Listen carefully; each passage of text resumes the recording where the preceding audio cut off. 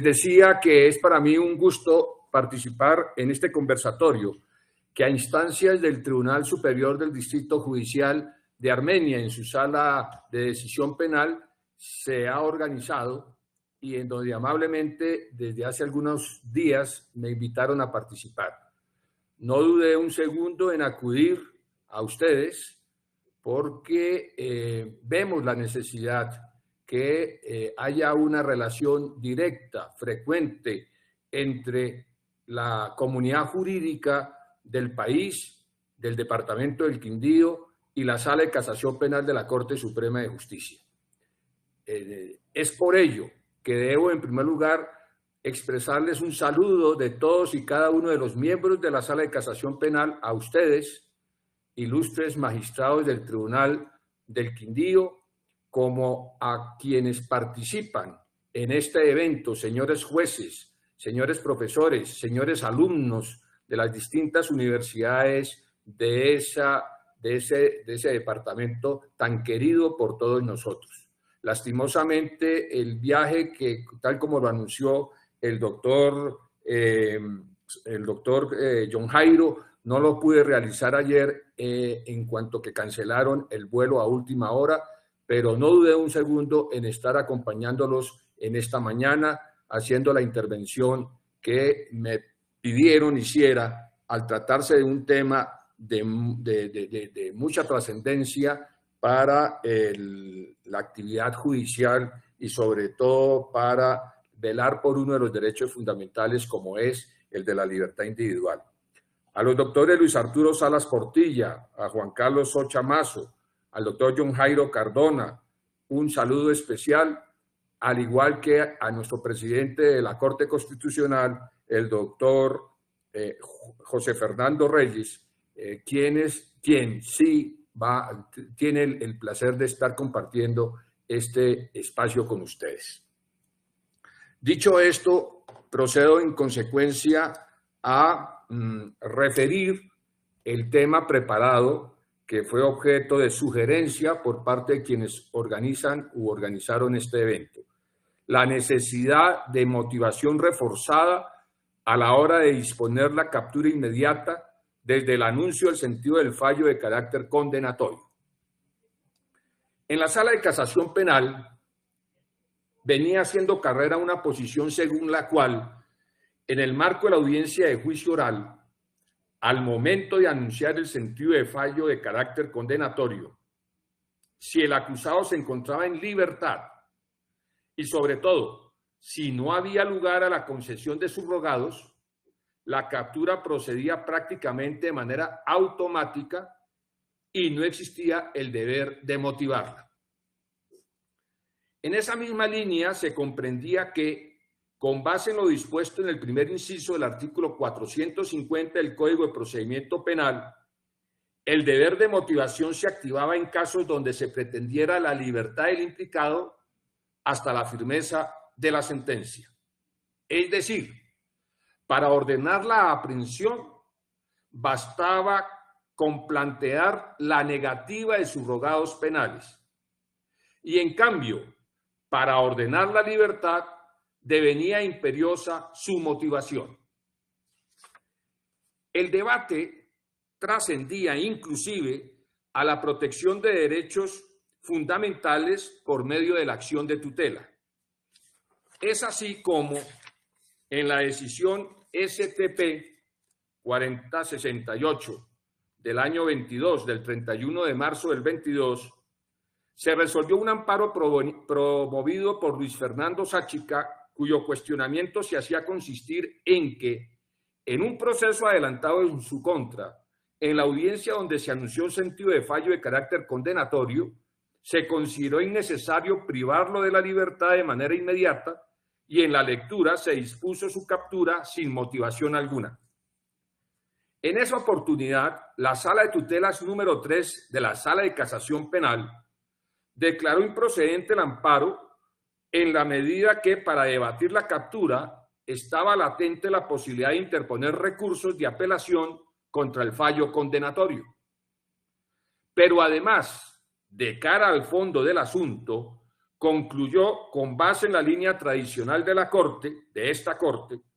que, comillas, ninguna irregularidad se observa con la orden de captura dispuesta por el juzgador de primer grado al proferir fallo condenatorio.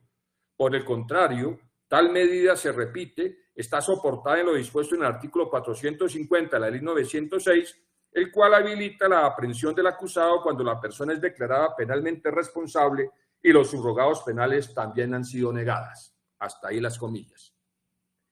La Corte Constitucional seleccionó la anterior acción de tutela y en sede de revisión emitió la sentencia T082 del 2023, T082 del 2023,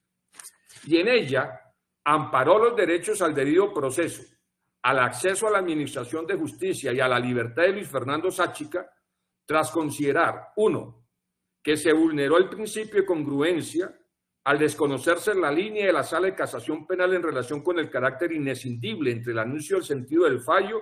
y la sentencia escrita, pues en el primer acto el juzgado decidió no disponer su captura inmediata y en el segundo, en cambio, había ordenado su aprehensión. Y además, 2, dice la Corte Constitucional, existía una falta de motivación de la privación de la libertad, ya que no se argumentó por qué era necesario ordenar la captura del actor, teniendo en cuenta que la interpretación consistente en que la negación de los subrogados penales apareja inmediatamente la aprehensión era contraria a la Constitución. El anterior escenario llevó a que al interior de la Sala de Casación Penal, Sala de Tutelas, se reeditara la discusión sobre el tema y de paso quedaran en evidencia las tensiones que aparejaba el asunto. Es así como, mediante sentencia STP 5495 del 23, del 8 de junio del 23, con ponencia de quien les habla, de manera frontal se realizó una nueva aproximación al tema, al ser convocado a estudio la misma temática en comento. El accionante, Jaime Witter Sánchez Posada, cuestionaba la orden de captura emitida en su contra en el escenario de la audiencia de sentido de fallo, en la que en su criterio no se motivó a partir de un juicio de necesidad su procedencia. En la aludida decisión se comenzó por recordar que, con sustento en decisiones de la Corte Interamericana de Derechos Humanos, en el carácter excepcional de la privación de la libertad y en una interpretación más adecuada a la Constitución, debía reexaminarse el asunto para concluir que, a la hora de anunciar sentido de fallo, resulta de mayor raigambre constitucional si, además de la negativa de los subrogados, se acompaña la motivación con un análisis reforzado en punto al juicio de necesidad, de la necesidad de privar de la libertad en ese momento al procesado que viene gozando de su libertad. Se reconoció que la línea tradicional de la Sala de Casación Penal en relación con la interpretación del artículo 450 del Código supone que la negativa de subrogados era razón suficiente para disponer obligatoriamente la captura inmediata y que excepcionalmente se podía conceder la libertad si se motiva por qué no es viable la aprehensión. Pero también se indicó que el anterior entendimiento no estaba del todo ajustado a los preceptos constitucionales, pues iba en contravía de un sistema penal donde la libertad es la regla general y la privación de la misma su excepción. Aquí estamos reivindicando la filosofía del sistema acusatorio, del Código de Procedimiento Penal de sistema acusatorio, en donde se supone que la libertad debe ser la regla general y la privación su excepción. Además, se reconoció la necesidad en todos los casos de una motivación suficiente a la hora de la restricción de la libertad, para lo cual se abría paso la instrumentalización del test de razonabilidad en sus fases de adecuación, necesidad y proporcionalidad en sentido estricto. A lo anterior se sumó el principio de presunción de inocencia que impone tratar al procesado como tal hasta no contar con la sentencia en firme. Luego de todo ello, se concluyó que a la hora de emitir captura a un procesado que viene en libertad, era menester un deber de motivación reforzada que no se suple con la sola negativa de concesión de subrogados, sino con la exteriorización de un juicio de necesidad que debe cumplir el operador judicial. Por lo tanto, se fijaron los siguientes factores como pautas de motivación. Evaluar las circunstancias de mayor y menor punibilidad, es decir, remitirse al artículo 54 del Código Penal. Considerar si procede la suspensión condicional de la ejecución de la pena y mecanismos sustitutivos de la aplicación de esta, atendiendo a las voces del artículo 63 del Código Penal. Además, realizar un juicio de adecuación, necesidad y proporcionalidad en el que se evalúen los fines de la medida restrictiva de la libertad, artículo 295 y 96 de la Ley 906, que sean aplicables al caso y que sopese aspectos enunciativos, tales como el arraigo social, el comportamiento procesal de cara a la comparecencia, el quantum punitivo al cual se expone, la modalidad delictiva, la actitud que tuvo para con la víctima, entre otras. En esta determinación, en consecuencia, se tutelaron los derechos del accionante y se ordenó en consecuencia que se motivara la decisión de cara a la necesidad o no de disponer la captura inmediata. La anterior providencia, esta providencia la asumimos en la sala de tutelas. Aquí en la sala de casación penal, el tema de tutelas se ha dividido la sala en 3 subsalas de tutelas, cada una con 3 magistrados. Esta decisión que les acabo de referir, tomada en junio del año pasado, la resolvió la sala número 3, que la integran los magistrados Miriam Ávila, Gerson Chaverra y quien les habla. Esta decisión contó con la aprobación de 2 de ellos, la doctora Miriam y el suscrito, y hubo de salvar voto el doctor Gerson Chaverra. La anterior providencia fue objeto de controversia al interior de la sala de tutelas hasta el punto que el honorable magistrado Gerson Chaverra salvó voto al no estar de acuerdo con el amparo en atención a que en su criterio se estaba, a través de una decisión de tutela, cambiando la línea tradicional de la sala de casación penal. Luego de discusiones al interior de la sala sobre esta postura, al interior de la sala de tutelas número 3, el asunto escaló a la sala plena de casación penal, en donde se sopesaron las diferentes visiones sobre el tema y con ocasión de 2 nuevos casos que llegaron para esos mismos días que comprometían la misma temática, se adoptó la decisión STP 8591 del 23 de agosto del 23, con ponencia del doctor Luis Hernández Barbosa. La sala se propuso reiterar la línea tradicional de la sala de casación penal.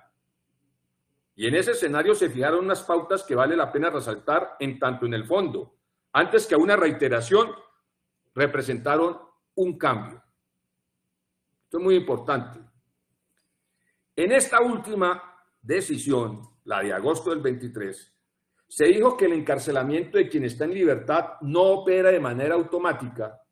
ante el anuncio del sentido condenatorio de la sentencia, en tanto su disposición, en todo caso, requiere un mínimo de argumentación sobre la necesidad, esto es,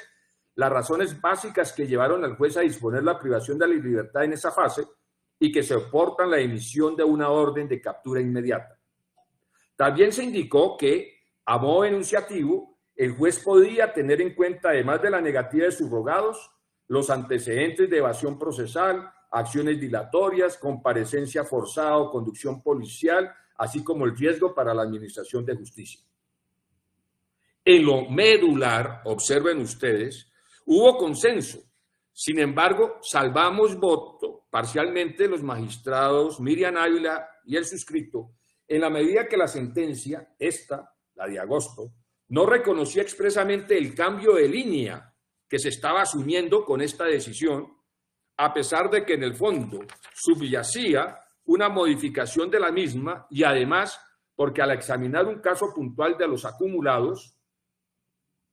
debió ampararse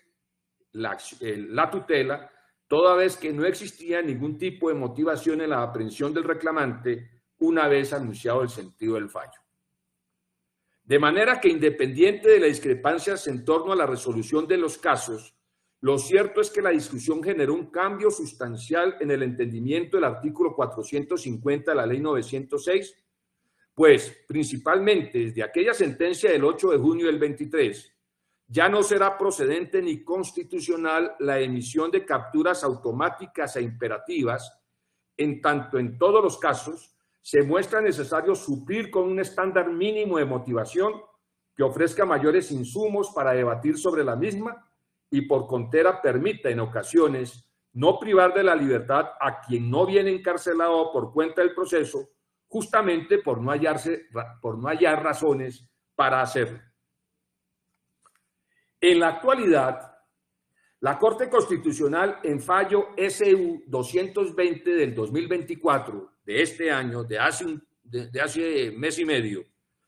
precisó las reglas sobre el deber de los jueces penales de motivar la captura del acusado declarado culpable cuando ésta se ordene en el anuncio del sentido de fallo condenatorio o en la sentencia. Esto es supremamente importante en cuanto a que encontramos que con esta decisión de la Corte Constitucional,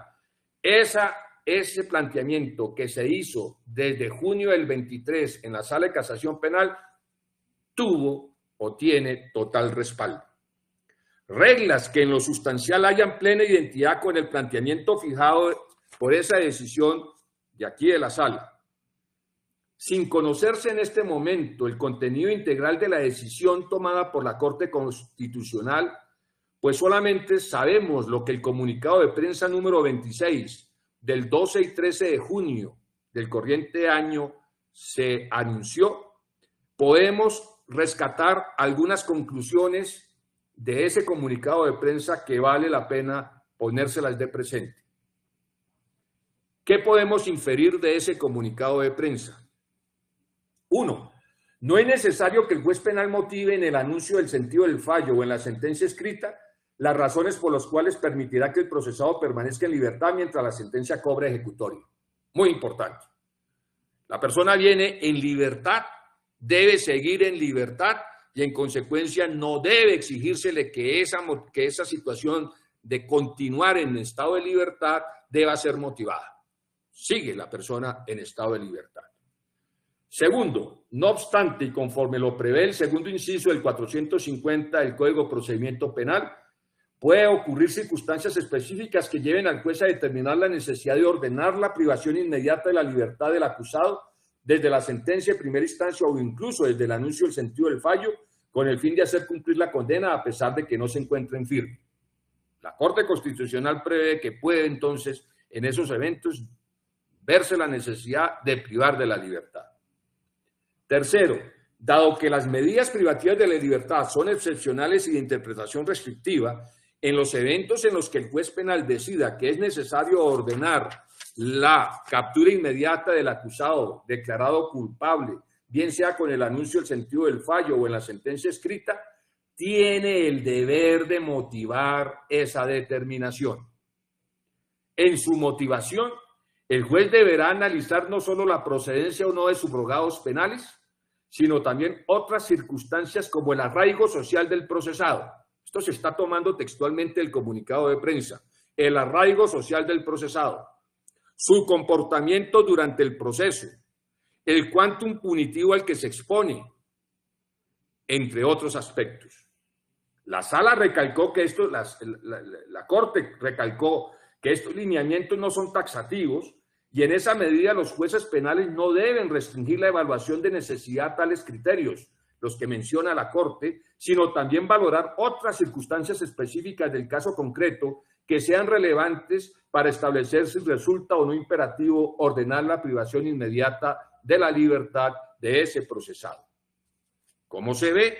la Corte Constitucional respalda la interpretación hecha por la Sala Mayoritaria de Tutelas número 3 de la Sala de Casación Penal y la amplía inclusive al escenario de la lectura de la sentencia para así considerar en términos generales que toda captura, ya sea en el anuncio del sentido del fallo o en la lectura de esta, debe estar suficientemente motivada. Finalmente, resulta llamativo que en el comunicado de prensa se advierta la revocatoria de las siguientes decisiones provenientes de la Sala de Tutelas número 3. Y entonces se refiere, el primer radicado corresponde a una acción de tutela que se falló el 15 de junio del 23, con ponencia de la doctora Miriam Ávila. Un segundo radicado que se falló el 7 de septiembre del 23, con ponencia del doctor Gerson Chaverra. Y un tercer radicado que se falló a finales del año pasado, también con ponencia del doctor Gerson Chaverra. Aunque se desconoce la razón por la cual la Corte Constitucional revocó los 3 prohibidos mencionados, en común denominador de esos casos se resume en que en todos se debatía la captura del procesado por indebida motivación, pero el accionante había promovido o contaba con la posibilidad de debatir ese aspecto a través del recurso de apelación contra la sentencia condenatoria, pues, como el trámite penal seguía su curso, el amparo era improcedente ante la insatisfacción del requisito de la subsidiariedad. De lo anterior se infiere que para la Corte Constitucional la tutela es procedente para debatir la motivación de la captura, lo que genera un nuevo espacio de discusión que deberá enfrentar la Sala de Casación Penal, esto es, evaluar si al interior de un proceso penal en curso existen o no mecanismos eficaces para cuestionar la debida motivación de la aprehensión inmediata que se habilita desde el anuncio del sentido fallo. Con todo, salvo las precisiones que estos últimos detalles suponen, lo relevante para concluir es que, como se dijo desde la decisión de tutela del año 23, no existe y no puede existir capturas automáticas en un sistema que se precia de prevalecer la libertad, mucho menos de provistas de motivación suficiente. Una comprensión distinta atenta contra los derechos a la libertad, presunción de inocencia, excepcionalidad y proporcionalidad de la captura, directrices de alto valor en el sistema penal acusatorio que nos rige. Eso es todo. Muchas gracias por su atención y espero que haya quedado clara cuál ha sido esta evolución en un tema fundamental de cara a garantizar también el derecho a la libertad personal de procesados. Muchas gracias por su atención.